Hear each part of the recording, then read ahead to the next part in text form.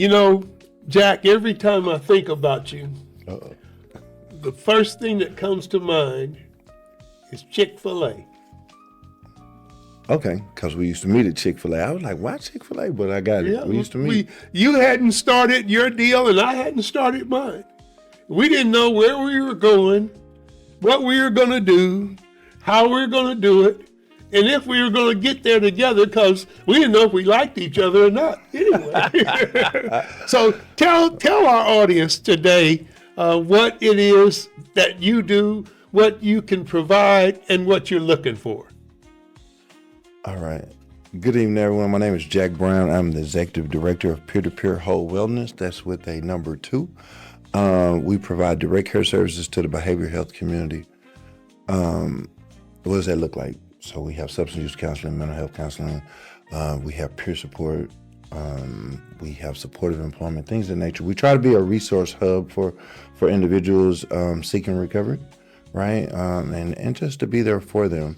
My main thing I love the most is the peer support specialist piece. It's an actual professional certification. It's one of the biggest accomplishments I ever made in my life that turned into a career, right? And so every day I get to wake up with purpose and help Now, people. there's different channels for that, though, isn't it? What, peer support? Uh-huh. Yes, sir. So there's 3 certifications, right? You have the MHPS, which is the mental health peer specialist, peer support specialist. You have the RSPS, which is the recovery support peer specialist. And you have the JI-RPS, justice involved reentry peer specialist. So I think you said multicultural earlier, right? And so for me, that's what peer support is. It's multicultural. Well, you're actually, if I remember correctly, you're actually looking for places that you can go and teach peer counseling to others. Kind of, sort of, not really. So what I want to do is I want to partner with an individual that would like to have direct care services brought to their group home, right? They may have individuals there that need peer support, but because they're a small business, they can't afford to pay for fee for service, right? So peer-to-peer is a training entity. So what that means is we train people to become peer specialists, right? A part of that certification process is they have to obtain 250 field experience hours, right? So what I want to do, being a peer supervisor, is I want to partner with a group home, transitional home, sober living, and provide those direct care services by those said interns that are coming through our organization getting trained, right? So the group home wins because they're getting free services. And peer support is evidence-based. It does work, right? And the individual gets to obtain their 250 field experience hours. So it's kind of a give and take. It's like a counselor, I think, right? You have to do practicum hours, right? Practicum hours are free, just be clear. Right? But this is the way to get people services without having insurance, right? We want to meet the need of the people, and a lot of times group homes and individual residents are not being able to get those said services because they can't afford it or because they have the wrong coverage on their insurance, right? Well, who pays for it if you don't have to have insurance? That's the thing. You're paying yourself. The hours that you obtain goes towards your field experience hours. So it goes towards your full certification. So Texas Certification Board was pretty smart. What they do is they give you, when you're initially trained, they give you what I like to call a driver's permit. It's a 6-month initial certification. So you have 6 months to obtain those 250 hours. And it's on the job training, right? How am I going to be good at what I do if I don't practice what I do in an environment where it needs to be done, right?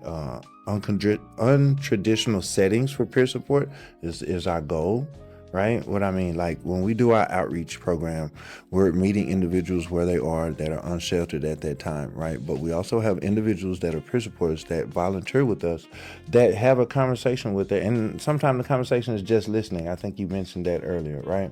And just having someone on site, on call that can provide that listening ear at that very, very, very moment is very important and useful. So What about the families of the people that you're working with? Is there anything for them? we work with everybody, but for parents of children that have mental health challenges, they have what they call a certified family partner, right, which is also another Texas certification, right? And it's really a support group for parents that have children with mental health challenges. A lot of times the parents don't have the proper tools to work with their child, right? And so they need that support, like AA, NA, anything else. They need that support.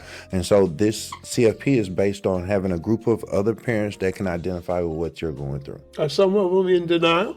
Always. I mean, the biggest thing for me is people show up and they be like, hey, I need you to fix my kid, right? And they think because I'm a professional and I have a license that I can do that, but it's a joint effort. Like, I have to educate the parent on to symptoms, signs, things of that nature, breakdowns, right? Warning signs, things of that nature.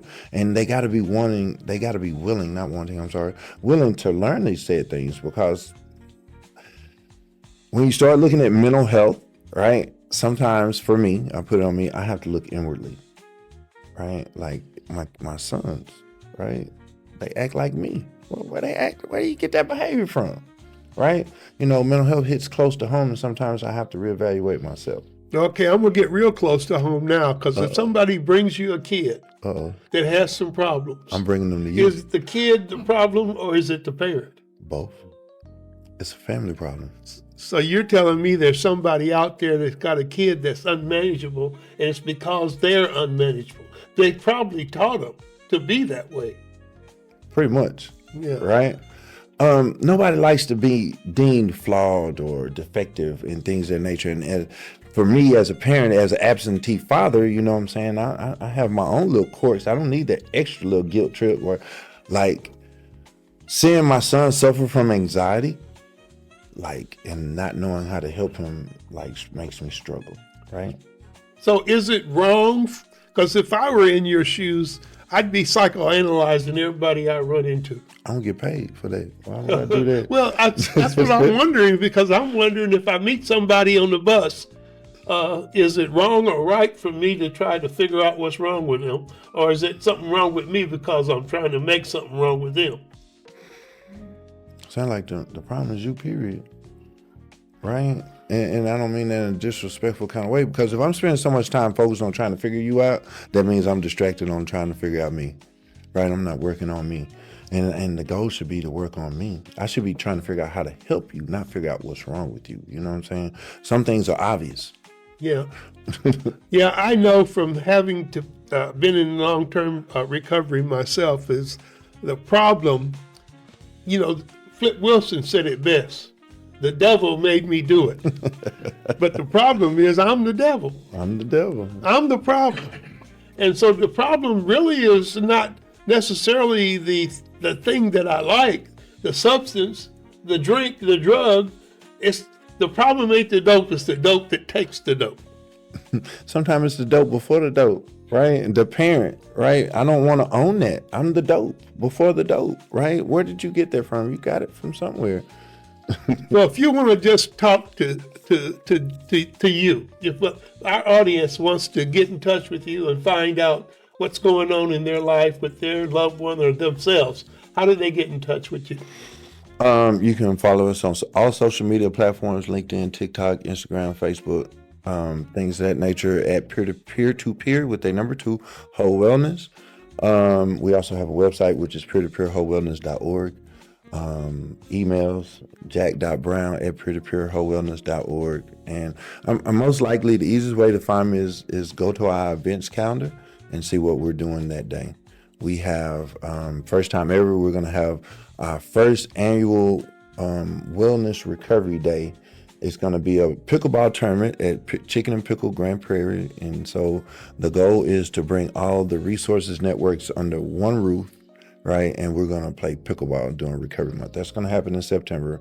In March, we have a men's mental health retreat going on in Pottsboro, Texas. That's right outside of Sherman, and a lot more other events. So, follow us on social media, or you can call me at 469-755-2206. Okay, well, don't point at me when you talk about pickleball. You're going to be my partner.